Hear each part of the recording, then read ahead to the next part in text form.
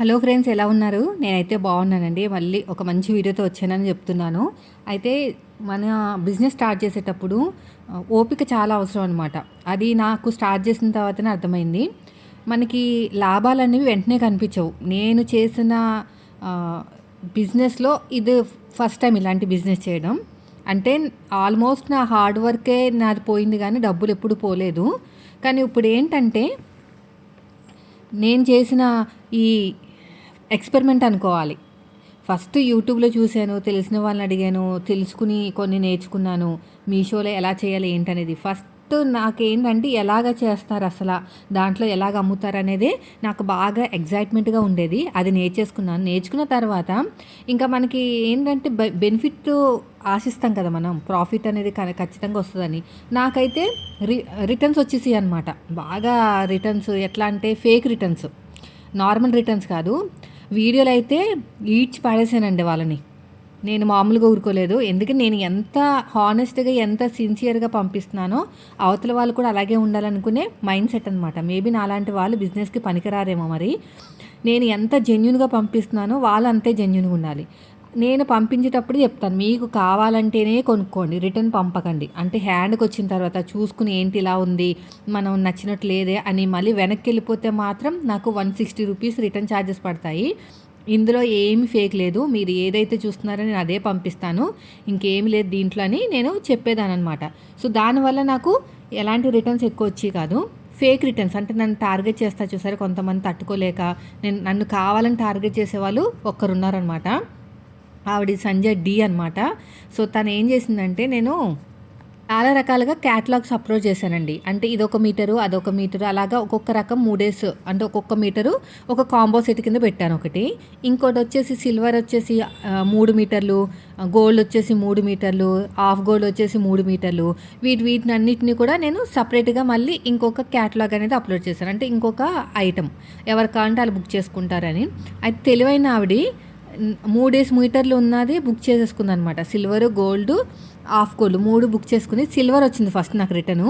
Return వచ్చేటప్పుడు 1.5 మీటర్లే వచ్చింది. 1.5 మీటర్లు దొబ్బేసింది. అర్థమైంది కదా!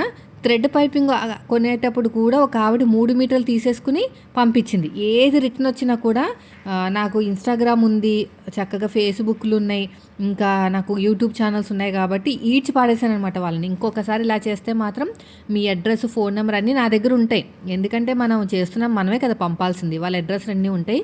స్క్రీన్ షాట్ తీసి మరి మిమ్మల్ని సోషల్ మీడియాకి లాగుతాను. ఇంటి పక్కనోళ్ళైనా, ఎదిరింటోళ్ళైనా, చుట్టాలైనా సరే ఖచ్చితంగా తెలుస్తుంది కదా అడ్రస్‌ని బట్టి, ఎవరో పేరుని బట్టి. మీకు సిగ్గొస్తది అప్పుడు. ఇంకోసారి ఇలాంటి ఫేక్ రిటర్న్స్ పెట్టారంటే అని గట్టిగా వార్నింగ్ ఇచ్చాననమాట. సో, అప్పటినుంచి నాకు ఇలా ఫేక్ రిటర్న్స్ అయితే తగ్గాయి. సిల్వర్ పెట్టిన తర్వాత సిల్వర్ రిటర్న్ వచ్చేసిందండి. నాకు ఫ్యాబ్రిక్ పోయింది. పైగా 1.5 మీటర్లు కూడా లాస్ వచ్చింది. అదొకట. మళ్ళీ తర్వాత హాఫ్ గోల్డ్ వచ్చింది. అది 1.5 మీటర్ తీసేసుకున్నారు.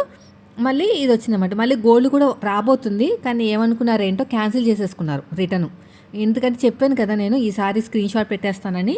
ఇంక నాకు గోల్డ్ ఒకటే రావాలి. అది వచ్చిన తర్వాత మొత్తం అంతా స్క్రీన్ షాట్ పెడతాననేసరికి భయపడినట్టున్నారు. అందుకని ఇంకా రిటర్న్ పెట్టలేదు. ఆల్మోస్ట్ నాకొచ్చిన రిటర్న్స్ అన్నీ కూడా నా మీద కోపంతో చేసిన వాళ్ళే తప్ప ఇంకా వేరేది ఏమీ కాదనమాట.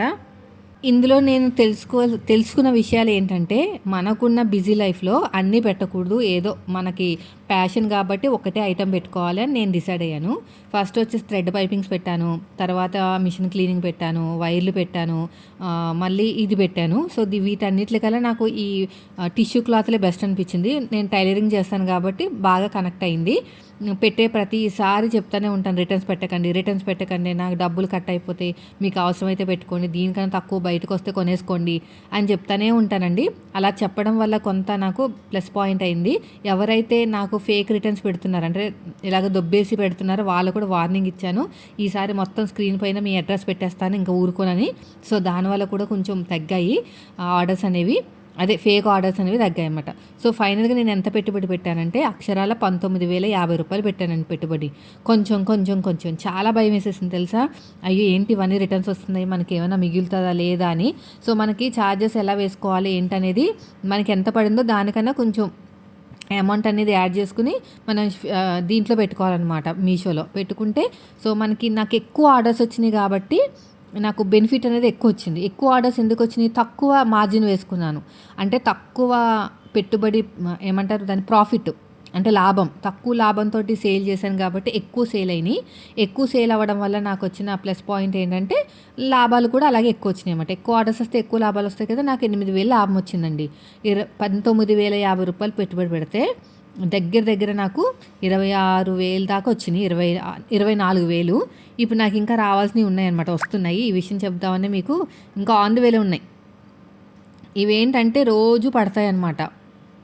ప్రస్తుతానికి ఇంకా 6,000 రావాలా? కాదు 4,000 రావాలి. 4 అదొకటి 5,000 రావాలండి. 5,000 రావాలి. ఇప్పుడు నాకు ఎంత వచ్చిందంటే 24,000 వచ్చింది. అంటే 20,000 పెట్టుబడి తీసేస్తాను అనుకోండి, కొంచెం 19,000. దగ్గర దగ్గర 8,000-9,000 లాభం అండి.